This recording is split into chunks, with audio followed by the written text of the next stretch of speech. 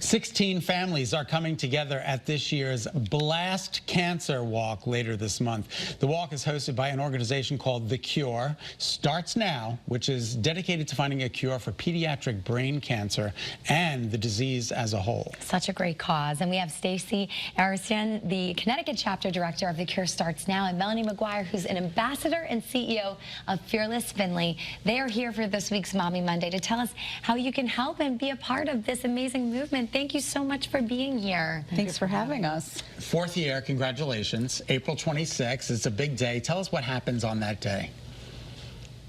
Well, okay, well, we get there very early in the morning. We set everything up. We have a lot of help. People start coming around 9 to sign in. We have a little sort of introductory time where we just speak about how grateful we are for the people that are supporting us. We say our children's names, we look at their faces, and we crack a few jokes.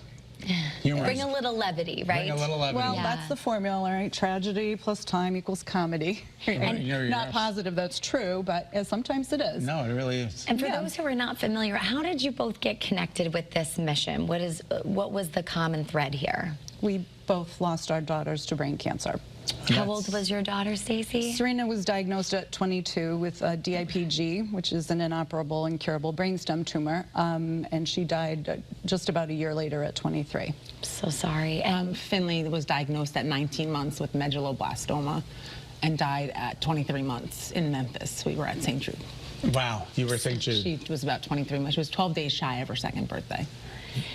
Wow, and I think, you know, with these stories of loss comes the hope that you can come together and do something really beautiful for those who are possibly struggling with pediatric cancer, or maybe, you know, they're not even there yet, but that could be their future.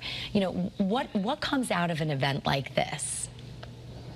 Well, it brings a lot of different families together. So we are up to 16 families across the state, and if anybody else is interested in joining us, there's always room for more. But it brings us together for a common purpose, to raise awareness, which is important, of course, but more important is that we raise funds for research. That was Serena's directive to us. You know, she was older when she was diagnosed. DIPG typically affects kids under the age of 10. So she was significantly older than your average patient. But that was one of her calls to action for us. Wow. You know, she was old enough to know what was happening, and she realized every step of her disease progression. You know, it's an odd thing for your child to select their own obituary photo, and plan her own celebration of life. But she gave a list of directives, and she said to wait till the summer when everyone was done being sad. Oh, that's incredible. Really beautiful. It was fresh. Yeah, absolutely. Because we're not done being sad. No, absolutely. But she coordinated it all, and she also said to raise money in her memory. And The Cure Starts Now it's an international charitable foundation, right? It is. So, and raising $25 million in research since 2007? Prior to their inception, the sum total of all money raised for DIPG research was $50,000. That is remarkable. Yeah, they raise a significant. We have about a minute left, but where can we send people if they want to become a sponsor for this walk, they want to donate, they want to take part in this? I think you guys had there's a QR code. Yeah, there's a QR code there, or you can just, if you're not a QR code person, Google Blast Cancer Walk CT. Okay. And our website will come up, and there are opportunities for sponsorship, donation, registering for the walk.